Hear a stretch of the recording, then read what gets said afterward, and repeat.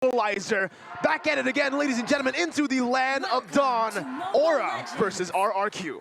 What I find difficult for this particular game between Aura as well as RRQ is the fact that the Ling was chosen in that last pick, and I do believe that Ling is going to be able to free move, high mobility with no one from the side of Aura Fire to particularly stop him. I guess they do have the Ruby, but it's not as reliable, let's say, as if Aura Fire picks up someone like the Cho. So it's going to be very difficult, in my opinion, for Aura Fire to contest these neutral objectives on the board. And look at Hai already trying to abuse the fact that he's on a fighter here. He can bully Alberttt in the early game, especially because the mid lane for Aura Fire is also winning very consistently. Vin and Clay try to deter them, and Banana comes in to try and act as a threat as well. So RRQ Hoshi, they will be able to get the orange buff for Alberttt so far. This is going to be tough, though. Again, you can already see that they're putting a whole lot of emphasis this time around into that gold lane. It's going to be very, very tough for Skylar. He opted for the Killing Spree emblem, too, on the Brody, so not with the weapon mastery, won't have that much damage in the late game. He's trying to gamble on that early to mid game. Well, he kind of has to, right? Later on, the Beatrix will be so much more effective, more range, more options they can do. I think a big factor here is the fact that they're relying on, I guess the plan is for them to ensure that Kabuki will be destroyed in the late game because they have assassins, they have utility lockdown and all that. But honestly, we've seen that Kabuki, he doesn't struggle against assassins on the Beatrix, partially because of how OP the Wesker is. Alberttt gets taken very low, he gets bullied out of the jungle of Aura Fire. Man, a lot of them have been forced to recall already. Aura Fire being as aggressive as they can be, or even trying to look for compensation from the aggression given to them by RRQ Hoshi. But now, 2 minutes in, we can already see that the turtle has already spawned in the land of Dawn, and Hai seems to be the first one to get there. Hai on Demon Slayer, on the Esmeralda. He's going to be able to take this for free. Ling doesn't have the purple buff. They're not even going to try to contest, and Hai saves his retribution for his own purple buff. Already an objective take here, but in the bottom side, Vin is trying to dish out the damage on towards Kabuki. Doesn't have to wait the dragon, but the dive comes in here. Real world relation popped in as well. Kabuki still has the damage onto Alberttt. Might be able to outplay here, but he's still going to be able to do it. It's going to be Alberttt taken down. Godiva with the save, taking first blood. Presented to you by the Samsung Galaxy Series. And it still is able to find it, connecting on the Skylar. 1 HP, real world manipulation. Aura Fire. Oh my goodness gracious. How did they do that? That was Aura Fire outclassing RRQ Hoshi mechanically, and we don't see that often. I mean, RRQ Hoshi, Alberttt on this Ling, he's mechanically gifted on the Ling, and he was able to get outplayed. That was insane. He is able to get that gold buff away from Hai, though, so a little trade, perhaps a little fire already starting to heat up in his emotions, as we can take a look at the emblems now, 3 minutes in. Well, for almost the Demon Slayer seems to be what heroes are prioritizing right now, especially in the jungle. The weapon mastery for Kabuki ensures that in the late game he will be one of the main damage dealers, as in contrast. Oh my goodness. The reaction time by Facehugger, able to dodge away from the way the dragon, and now Vin, you're caught. Godiva jumping in all the way, Hai with the falling star moon, catching Clay, but Godiva needs to be back, needs to back off here, too aggressive. He goes in for the recalls, just taunting Alberttt in his own jungle. This is getting personal, man. Albertt's the level below. Two levels right now. below. 2 now. It might be 3 if Hai gets a purple buff, and yeah, wait the dragon there. Taking Alberttt out. Oh my god, Facehugger might be able to take him down. Still has a Finch poise, but Aura completely dominating RRQ in the 4th minute of the game. Wow, it's just so difficult. They tried so hard to make that play in the bottom side work out, but nothing was set up for it. Even the mid lane wasn't really pushed out. They make a play for Godiva right now, and they will be able to secure that. But again, it's just a kill. We've talked about kills against objectives, and even then, Godiva was able to buy so much more time. Man, what is going on now? Aura Fire, with the lead that they already have built on 2,000 in economy, they are going to start this next turtle, but Vin already opening up the map, looking for a play perhaps onto Hai. Alberttt jumping in with the retribution, doesn't get it. Hai 2 levels ahead, that's what that gets you, and Hai doesn't want to stop there. With the falling star moon, he jumps onto Alberttt, stealing away the creeps in his jungle. RRQ, this is a weird spot to be in for Alberttt. 2 levels below of the enemy jungler as a Ling against a Beatrix Arashi. I've told you so many times how annoying it is to go up against a Beatrix on the lane, and now we're seeing it. Godiva trying to go for the I'm Offended, connecting and bringing it back all the way for Kabuki to take that kill. Skylar taken down, instantly bursted down by the Terminator, Kabuki. That's just crazy. And now RRQ, they're in damage control, and there's not much they can do. Alberttt is trying his best to scrounge up some kind of resource from his jungle, but again, Godiva just comes in solo against 3 people. He doesn't even care. Fluffy is doing the exact same thing. So both sides of the jungle aren't safe for RRQ Hoshi to play around in.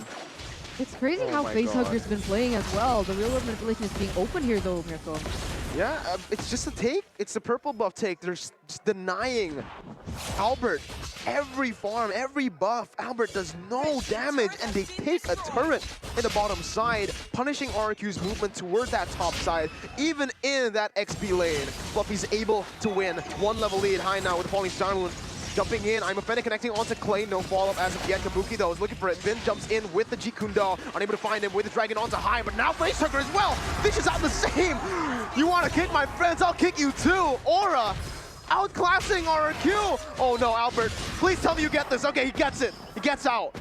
But man, if Fluffy was able to take that, I would be tilted. A small win, I guess, for RRQ Hoshi, but Godiva here goes in for this conceal play. Wow. They don't let him play at all right now. Banana tries his best, but he's against 3 people. That's not a wise move, my friend. He's gonna get jumped on. I don't know about this. Okay, how? That was a sprint. That was a running Masha. And you, okay, he's really good, man. He's really good at the game. I guess. I mean, now he's going on this next objective. He's stealing all the turrets away from the side of RRQ Hoshi. And this is something that we mentioned before as well. Kabuki doesn't just deal the damage, but he's also really good at the siege and taking those infrastructures away from the enemy. And now you can see Aura Fire already grouping up as, oh my god, look at this. Yeah, Clay force a flicker out. Godiva going for the dive. And Facehugger with the weight of the dragon. Who's the Joe? It's Facehugger. Alberttt now, he's trying to go for the steal. He's gonna get terrified. That's another turtle take. Alberttt caught, will be taken down. No, he's still able to dash away from the fight, but Facehugger does not want to give him any space. This is a 0-2-0 Alberttt on a Ling, 2 levels below of high. That is just painful, man. RRQ, they're making plays, they're trying to get the pickoffs, get the highlight plays they always usually get in the games, but Aura Fire, they're fighting fire with fire, man. With the Dragons, completely countered. Dives, when they get dived on by RRQ, they dive back. So, Aura Fire, they're just completely beating RRQ Hoshi down, and they don't really have an option. Even if they take this to the late game, for the most part, Aura Fire has more solid late game heroes too. Aura are making it look easy. Not as easy as how you guys can go for grab food though, because 1 tap with a discount code right there, grb.co/MPL, scanning the barcode, the QR code will work too. You guys can get that very good discount. Look at the food on the left. I want that. Oh, I want that. And it seems like Aura Fire wants something different, though. They are going to be sieging into that top side, but we'll see what happens as Vin doesn't seem to be able to get an engage as well. Alberttt might be in trouble, though. Forced to use that Tempest of Blades. Mirko! Oh my, Kabuki. It's getting really illegal now. It's not even surprising anymore. Every single time you land a shot, we all know you're going to land that shot. It's more surprising for Kabuki to miss a shot now, as Godiva is going to be able to zone out the members from RRQ away from that tier 2. But this is insane. Aura Fire, they're so disciplined in the way they play the game, and RRQ are actually the ones who are being caught. Banana, what? He's all the way in the back. He's going to get caught here. He was waiting for something, but he's waiting for Kabuki to melt him down right now. Banana's going to be caught in the I'm Offended, now taken down. Finn as well. All the collapse coming in. Clay will be forced to flicker out. They jump in once again, and the damage by Fluffy will be able to take him down. Skylar taken really low. Fluffy diving into the base. It is a complete shutout. Aura Fire, 10-2. I guess RRQ Hoshi, they're looking for some compensation on board in that top side, but they got to be careful. Aura Fire, they might be able to get more in that inhibitor turret. Now, they are leading with 9,000 gold, a man advantage. They might be just going straight for this next Lord. Yeah, full setup right here. I don't know what RRQ can do. They can risk going for the Lord, but they're just going to get wrecked in the fights anyways. They're trying to go for some split push maneuvers right here, trying to abuse the mobility that Alberttt has, but honestly, it's just not enough. Aura Fire has the control right now to force RRQ Hoshi to fight them by pressuring the base, pressuring for the end. Looking now at the items right here, for Kabuki, he even has the Wind of Nature to ensure that there will be no issues at all for him to deal with the dive from the side of RRQ Hoshi. There's just not enough. It's such a sad Ling. Look at this, Windtalker and Berserker's Fury in the 10th minute of the game. You're not going to be able to deal that damage, and if you jump on Beatrix, you can guarantee, I can guarantee you, that the Beatrix will one-shot him. Yep, Hunter Strike, BOD, that's all you need. And he's higher level than Alberttt. When we saw the composition coming in from RRQ Hoshi, I was doubting the CC from Aura Fire, but I was overlooking the fact that Facehugger is on this Valentina. And we gotta say, Facehugger has been an immaculate Valentina as well, being able to deal and take the best ultimates in this particular stage. And here we go. Vin with Dragon bringing high back all the way there. The Beard Faction still there. Facehugger is gonna be able to kite away really well. Alberttt jumps in, picking up a kill for the hands of Skylar as they go towards the Lord now. Alberttt still trying to buy time, but he's gonna get taken down by Fluffy, punched in, out of existence. 2 for 1. Aura Fire looking for the siege here onto bottom side. They're looking for the base turret. And man, it's 11 minutes. I forgot how fast this game really is. Clay with the real world inflation, able to zone out Kabuki. Torn apart memory, not able to pick off anybody. And Aura with the first Lord, incredible value as they have been able to take down that base turret. But RRQ, they're still persistent. They're still staying in this game. Wow, man. I mean, later on, if they really catch up, there's a chance they can just guarantee that Kabuki gets taken out. But then what? Facehugger still does a lot of damage, Fluffy and High. The way they itemize, they never go for full tag builds, so they will do an insane amount of damage. And Alberttt, as well as Skylar, won't be doing enough to melt through them. There is a replay by the Samsung Galaxy A-Series on that fight there. And with the tower protections in place for the side of RRQ Hoshi, they're still able to defend here by sacrificing Alberttt to buy a bit more time. Overall, though, Aura still has the control. They are still in the same spot. It's rinse and repeat. RRQ, they like playing for traps, they like having death bushes in the jungle, but they don't have any control at all, and Aura make their play again. Oh my god, Alberttt was forced to use the red tree to take that orange buff away. Aura not given the space. Okay, I thought Kabuki was gonna hit Clay there. I was just waiting for it. But yeah, he's just aiming down. He's aiming down sight. He does not want RRQ to leave the base. Conceal play. Oh no, Vin. They spotted Vin. Oh. Kabuki going for the chase. Fluffy has the knockout strike. Conceal again by Vin. He's running away. Fluffy caught him with the knockout strike now. Able to dish out some damage. And Aura, oh my god, they're just going for it. They don't stop. But okay, finally they stop. They know that the Lord is coming up. But whoa. Banana again. He's jumping in, trying to save Vin there. Will be able to this time around. Oh, I don't know. I really don't know what RRQ should do at this point. It seems like they're gonna start trying to split push. It feels like RRQ Hoshi were able to distract Aura Fire a little bit there in that bottom side, buy Alberttt a little bit more time to push that wave in that top side. But I'm not sure how far this can go, as now Aura already grouping around this Lord. And they're resetting it because they need to get pressure up top first. They're clearing it first. They do not want to rush anything. Again, with an 8,000 gold lead, Arashi, they're not in the position to actually force things. It's RRQ who needs to force things, and Aura are just baiting them out of the base.